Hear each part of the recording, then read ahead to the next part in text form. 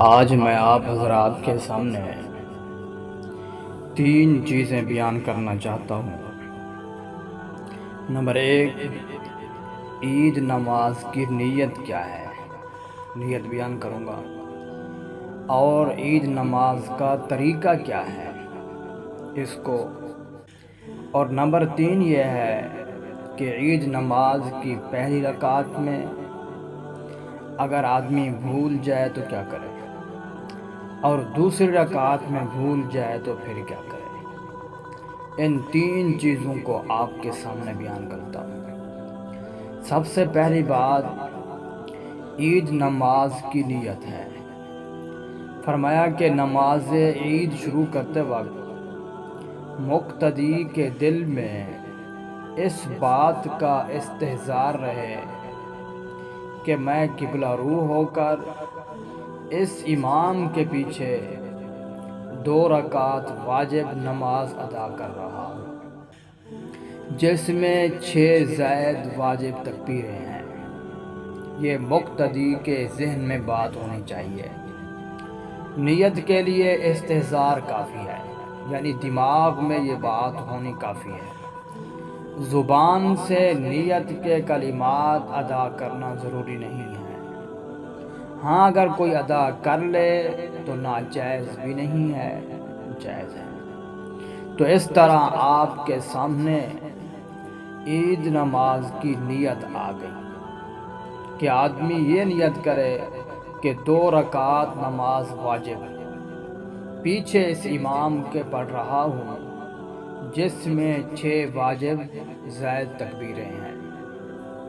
اس کے بعد نماز کا طریقہ ہے، وہ یہ ہے کہ نیت کے بعد تکبیر تحریمہ کہہ کر ہاتھ باندھ لے۔ تکبیر تحریمہ نماز شروع کرنے کے لیے جو پہلی تکبیر اللہ اکبر کہی جاتی ہے، یہ کہہ کر نماز پڑھنے والا آدمی ہاتھ باندھ لے۔ پھر اس کے بعد ثنا پڑھے، یعنی سبحانک اللہم وبحمدک وتبارک اسمک وتعالی جدک ولا الہ غیرک۔ اس کے بعد دونوں ہاتھ اٹھاتے ہوئے معمولی سے فصل سے 3 مرتبہ تکبیریں کہیں، یعنی دونوں ہاتھ اٹھائے، پہلی مرتبہ اللہ اکبر کہے، پھر تھوڑا وقفہ کرے، پھر ہاتھ اٹھائے، پھر اللہ اکبر کہے، پھر تھوڑا سا وقفہ کرے اور ہاتھ چھوڑتا رہے، اور تیسری بار تکبیر کے بعد ہاتھ باندھے۔ اس کے بعد جو ہے فاتحہ اور سورت ملائی جائے۔ یہ پہلی رکعت ہو گئی۔ پھر رکوع سجدہ کر کے یہ رکعت مکمل کر لے۔ دوسری رکعت میں سب سے پہلے سورت فاتحہ پڑھے، پھر اس کے بعد جو ہے سورت ملائے۔ سورت ملانے کے بعد رکوع میں نہ جائے، بلکہ 3 مرتبہ ہاتھ اٹھا کر تکبیریں کہے، اور درمیان میں ہاتھ نہ باندھے۔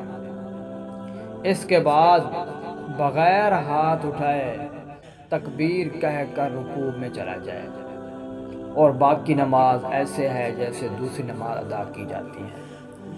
تو اس کے بعد آپ ایک اصول ذہن میں رکھیں۔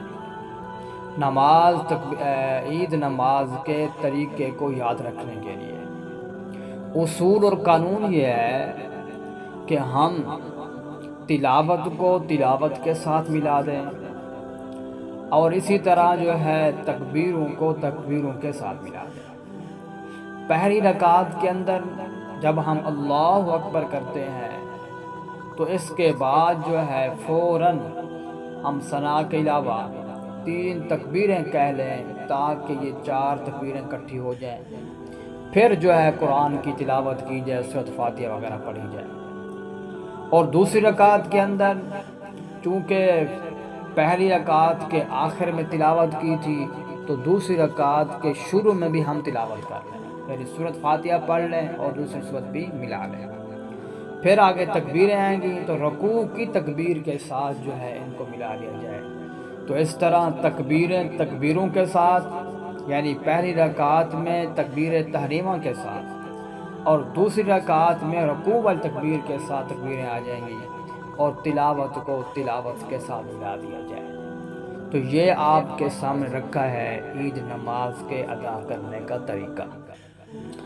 اب جو ہے تیسری چیز آ رہی ہے کہ نماز عید کی پہلی رکعت میں تکبیرات بھول جانے کا کیا حکم ہے؟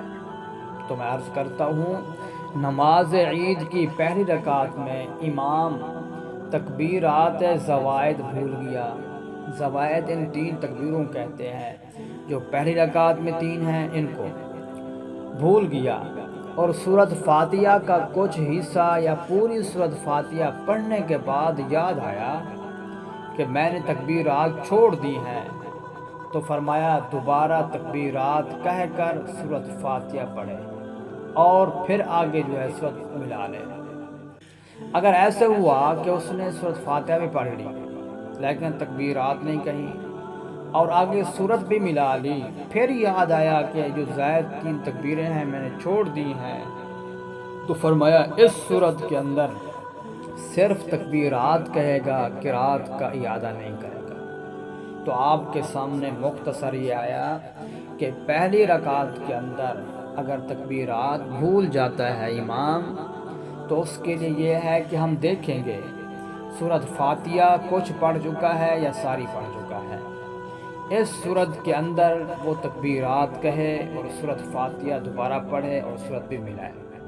اگر سورۃ فاتحہ اور دوسری سورت کی تلاوت اور قرات کر چکا ہے تو اب جو ہے یاد آیا تو تکبیرات کہہ دے، دوبارہ قرات کے اعادے کی ضرورت نہیں ہے۔